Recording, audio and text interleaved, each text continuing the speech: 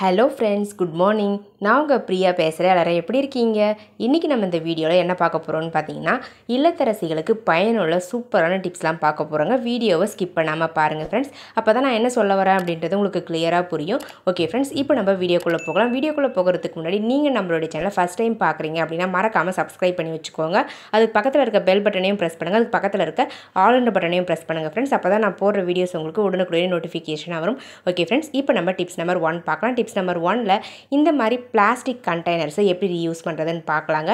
Just இந்த plastic கண்டெய்னரில் ஒரே ஒரு ஹோல்ஸ் மட்டும் போட்டு விட்டுட்டு அதுக்கப்புறம் இந்த கண்டெய்னருக்கு மேலே நீங்கள் உங்களுக்கு பிடிச்ச மாதிரி பெயிண்ட் யூஸ் பண்ணி எடுத்துக்கோங்க ஃப்ரெண்ட்ஸ்.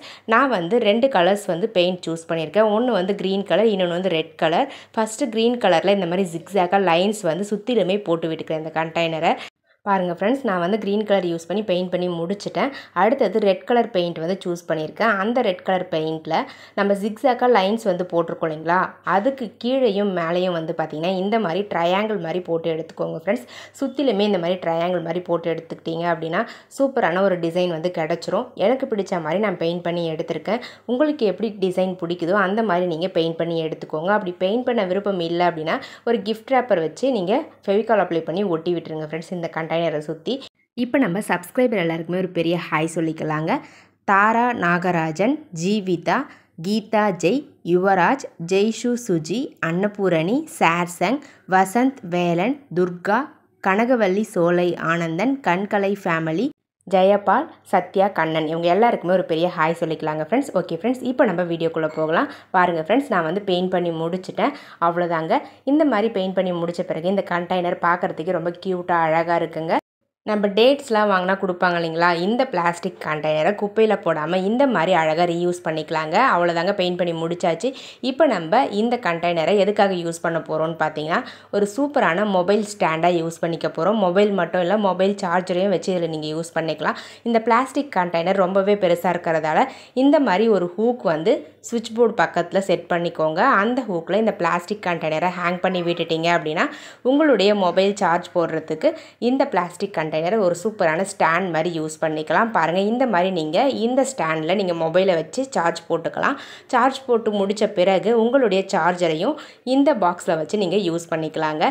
பாருங்கள் எந்த அளவுக்கு ஸ்ட்ராங்காகவும் க்யூட்டாகவும் அழகாகவும் இருக்குன்னு சொல்லிட்டு ரொம்பவே கம்ஃபர்டபுளாகவும் இருக்கும். தேவைப்படுறவங்க ட்ரை பண்ணி பாருங்கள். நம்ம 0 காஸ்ட்டில் நம்ம வீட்டில் இருக்கக்கூடிய பொருட்களை வச்சு நம்மளுக்கு வீட்டுக்கு தேவையான ஆர்கனைசர்ஸாக மாற்றிக்கலாங்க.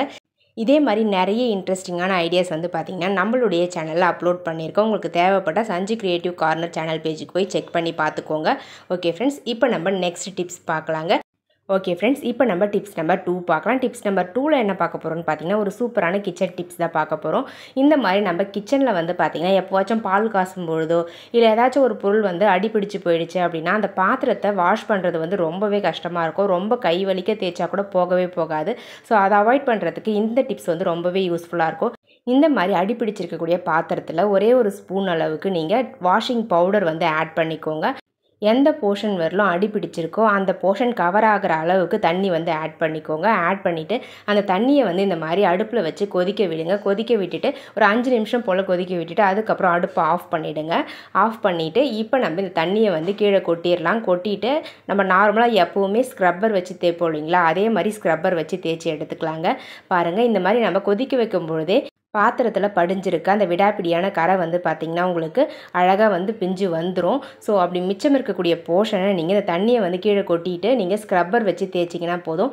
மிச்சம் இருக்கக்கூடிய அந்த அடிப்பிடிச்சிருக்கக்கூடிய போர்ஷனில் இருக்கக்கூடிய கரை எல்லாமே வந்து பார்த்திங்கன்னா ஈஸியாக ரிமூவ் ஆகிடும். நீங்கள் கை வலிக்க தேய்க்க வேண்டியதே இல்லைங்க. இந்த மாதிரி தண்ணியை கொதிக்க வச்சுட்டு அதை கீழே கொட்டிட்டு லைட்டாக தேய்ச்சி கொடுங்க. எல்லா அழுக்குமே ஃபுல்லாக ரிமூவ் ஆகிடும். உங்களுடைய அந்த பாத்திரமும் வந்து பார்த்திங்கன்னா புதுசு மாதிரி மாறிடுங்க. பாருங்கள், நான் ஃபுல்லாக தேய்ச்சி முடிச்சுட்டேன். லேசாக தாங்க தேய்ச்சேன். எல்லா அழுக்குமே ஈஸியாக ரிமூவ் ஆகிடுச்சு. அவ்வளோதாங்க ஃப்ரெண்ட்ஸ். இப்போ வந்து நம்ம எப்போவும் வாஷ் பண்ணுற மாதிரி வாஷ் பண்ணி எடுத்துக்கலாம். பாருங்கள், அடியில் படிஞ்சிருந்த எல்லா கரைகளுமே ரிமூவ் ஆகிடுச்சுங்க. ஸோ இந்த மாதிரி அடிப்பிடிச்சிருக்கக்கூடிய பாத்திரங்களை ஈஸியாக வந்து நம்ம க்ளீன் பண்ணி எடுத்துக்கலாம். கை வலிக்காமல் அதுவும் க்ளீன் பண்ணி எடுத்துக்கலாங்க. ஒரே ஒரு ஸ்பூன் வந்து வாஷிங் பவுடர் மட்டும் சேர்த்து தண்ணி ஆட் பண்ணி நீங்கள் கொதிக்க வச்சு எடுத்திங்கன்னா போதும். பளிச்சுன்னு மாறிடுங்க பாத்திரம்லாம். எந்த அளவுக்கு புதுசு மாதிரி இருக்குது பாருங்கள் ஃப்ரெண்ட்ஸ். இட்லி குண்டான்லாம் கூட இந்த மாதிரி நீங்கள் க்ளீன் பண்ணி எடுத்துக்கலாம். உங்களுக்கு தேவைப்பட ட்ரை பண்ணி பாருங்கள் ஃப்ரெண்ட்ஸ். இப்போ நம்ம டிப்ஸ் நம்பர் 3 பார்க்கலாம். டிப்ஸ் நம்பர் 3ல் இந்த மாதிரி பழைய டூத் ப்ரஷ்லாம் இருந்துச்சு அப்படின்னா தூக்கி போட்டுறாதீங்க. அந்த டூத் ப்ரஷ்ஷை சூப்பராக வந்து ரீயூஸ் பண்ணிக்கலாம். அதனுடைய அந்த ப்ரஷ் போர்ஷனை மட்டும் தனியாக இந்த மாதிரி கட் பண்ணி எடுத்துக்கோங்க. அதுக்கப்புறம் கீழே இருக்கக்கூடிய போர்ஷனை இந்த மாதிரி வந்து நெருப்பில் காமிச்சு ஹீட் பண்ணிக்கோங்க. ஹீட் பண்ணிவிட்டு இப்போ நம்ம கீழே இருக்கக்கூடிய அந்த பிளாஸ்டிக்கை மேலே அந்த ப்ரஷ்ஷில் வந்து பார்த்திங்கன்னா பேக் சைடில் இந்த மாதிரி டீ ஷேப்பில் இருக்க மாதிரி ஒட்டி எடுத்துக்கோங்க ஃப்ரெண்ட்ஸ். பாருங்கள், இந்த மாதிரி ஹீட் பண்ணிவிட்டு ஒட்டினீங்கன்னா போதும், ஈஸியாக ஒட்டிக்கும். வேறு எந்த பொருளும் இதுக்கு பயன்படுத்த தேவையில்லை ஒட்டுறதுக்கு. இதை வந்து ஒரு சூப்பரான க்ளீனிங் ஸ்டிக் மாதிரி நம்ம யூஸ் பண்ணிக்கலாம். நம்ம வீட்டில் இருக்கக்கூடிய டோரு, விண்டோஸு, அதுக்கப்புறம் ஸ்விட்ச் போர்டு, இந்த மாதிரி இடுக்கான பகுதிகளெலாம் க்ளீன் பண்ணுறதுக்கு ரொம்பவே கஷ்டமாக இருக்கும். டஸ்ட்டும் வந்து பார்த்திங்கன்னா எப்படி தான் க்ளீன் பண்ணாலும் போகவே போகாது. ஸோ அந்த மாதிரியான இடங்களில் இந்த ப்ரஷ்ஷை யூஸ் பண்ணி சூப்பராக க்ளீன் பண்ணி எடுத்துக்கலாம். எவ்வளோ டஸ்ட் இருந்தாலும் ஈஸியாக ரிமூவ் பண்ண முடியும். அதே மாதிரி பாத்ரூம் விண்டோஸ்லாம் வந்து பார்த்திங்கன்னா நீங்கள் க்ளீன் பண்ணுறதுக்கு இந்த ப்ரஷ் வந்து ரொம்பவே யூஸ்ஃபுல்லாக இருக்குங்க. தேவைப்படுறவங்க ட்ரை பண்ணி பாருங்கள் எந்த அளவுக்கு கம்ஃபர்டபுளாக இருக்குன்னு சொல்லிட்டு. ரொம்ப ஸ்ட்ராங்காகவும் இருக்குங்க ஃப்ரெண்ட்ஸ். நம்ம குப்பையில் தூக்கி போடக்கூடிய ஒரு பழைய ப்ரஷ்ஷை யூஸ் பண்ணி ஒரு சூப்பரான குட்டி க்ளீனிங் ஸ்டிக் வந்து ரெடி பண்ணிக்கலாம். இதில் க்ளீன் பண்ணுறதுக்கும் உங்களுக்கு ரொம்பவே ஈஸியாகவும் கம்ஃபர்டபுளாகவும் இருக்கும். பார்க்கவும் நீட்டாக இருக்குங்க. பாருங்கள் ஃப்ரெண்ட்ஸ், உங்களுக்கு க்ளீன் பண்ணும்போதே தெரியும். இந்த மாதிரி டோரில் இருக்கக்கூடிய டஸ்ட்டெல்லாம் க்ளீன் பண்ணுறதுக்கு ரொம்பவே கம்ஃபர்டபுளாக இருக்கும். தேவைப்பட ட்ரை பண்ணி பாருங்கள். இப்போ நம்ம டிப்ஸ் நம்பர் 4 பார்க்கலாம். டிப்ஸ் நம்பர் 4ல் என்ன பார்க்க போகிறோம்னு பார்த்தீங்கன்னா, ஜஸ்ட் இந்த மாதிரி குட்டி குட்டி ஸ்டிக்ஸ் இருந்துச்சுன்னா போதும், ஒரு சூப்பரான பிளேட் வந்து ரெடி பண்ணிக்கலாம். நம்ம எடுத்திருக்க எல்லா ஸ்டிக்ஸுமே வந்து பார்த்திங்கன்னா ஒரே ஹைட் இருக்க மாதிரி கட் பண்ணி எடுத்துக்கோங்க ஃப்ரெண்ட்ஸ். அதுக்கப்புறம் ஃபஸ்ட்டு 2 ஸ்டிக்ஸை கீழே வச்சு விட்டுட்டு பேலன்ஸ் இருக்கக்கூடிய அந்த ஸ்டிக்ஸை இந்த மாதிரி க்ளூ அப்ளை பண்ணி ஒட்டி எடுத்துக்கோங்க. இந்த டிப்ஸுக்கு நீங்கள் ஹாட் க்ளூ கன் யூஸ் பண்ணிங்க அப்படின்னா தான் கரெக்டாக இருக்கும். பாருங்கள், நான் வந்து ஒவ்வொரு ஸ்டிக்காக அழகாக லைனாக வந்து க்ளூ அப்ளை பண்ணி ஒட்டி எடுத்துக்கிட்டேங்க. அவ்வளோதாங்க ஃப்ரெண்ட்ஸ், வேறு எதுவுமே செய்ய வேண்டியதில்லை. இந்த மாதிரி செஞ்சு நீங்கள் உங்களுடைய டைனிங் டேபிளில் வச்சுக்கிட்டீங்க அப்படின்னா உங்களுடைய காஃபி பிளேட்டாக இதை நம்ம யூஸ் பண்ணிக்கலாம்.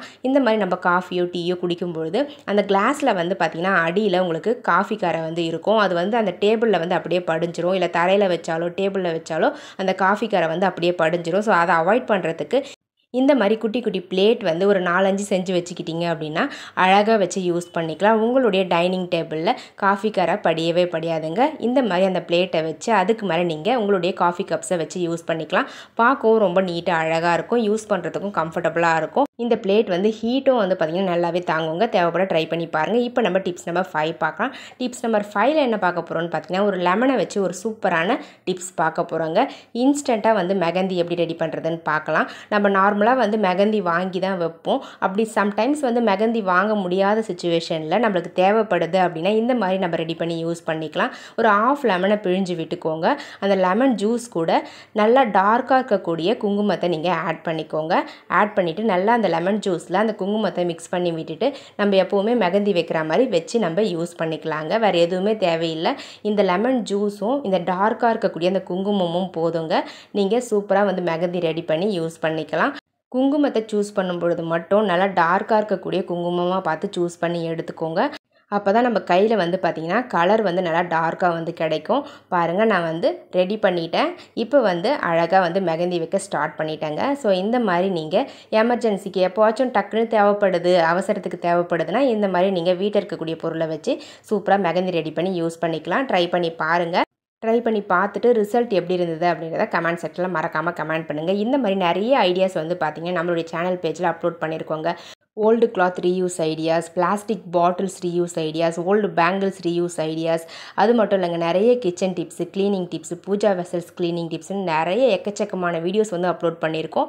உங்களுக்கு தேவைப்பட்டால் நம்மளுடைய சஞ்சு கிரியேட்டிவ் கார்னர் பேஜுக்கு போய் செக் பண்ணி பாருங்கள். செக் பண்ணி பார்த்துட்டு வீடியோஸ் பிடிச்சிருந்தது அப்படின்னா லைக் பண்ணுங்கள், உங்கள் ஃப்ரெண்ட்ஸ்க்கும் ஷேர் பண்ணுங்கள். மறக்காமல் நம்மளுடைய சேனலை இன்னும் நீங்கள் சப்ஸ்கிரைப் பண்ணாமல் பார்த்துக்கிட்டு இருக்கீங்க அப்படின்னா சப்ஸ்கிரைப் பண்ணி சப்போர்ட் பண்ணுங்கள் ஃப்ரெண்ட்ஸ். ஓகே ஃப்ரெண்ட்ஸ், பாருங்கள், நான் வச்சு முடிச்சுட்டேன். இதை வந்து ஒரு ½ அன் ஹவர் வந்து அப்படியே விட்டுருங்க. விட்டுட்டு அதுக்கப்புறம் ½ அன் ஹவர் கழித்து நீங்கள் உங்களுடைய ஹேண்ட்ஸை எப்பவும் போல் வாஷ் பண்ணிவிட்டு பார்க்கலாங்க. நீங்கள் எடுக்கிற குங்குமத்துடைய அந்த நிறத்தை பொறுத்து தான் உங்கள் கையில் வந்து பார்த்திங்கன்னா இந்த மெகந்தி வந்து நல்லா பிடிச்சிருக்கும். ஸோ ட்ரை பண்ணி பாருங்கள். ட்ரை பண்ணி பார்த்துட்டு எப்படி இருந்ததுன்னு சொல்லிட்டு கமெண்ட் செக்ஷனில் கமெண்ட் பண்ணுங்கள் ஃப்ரெண்ட்ஸ்.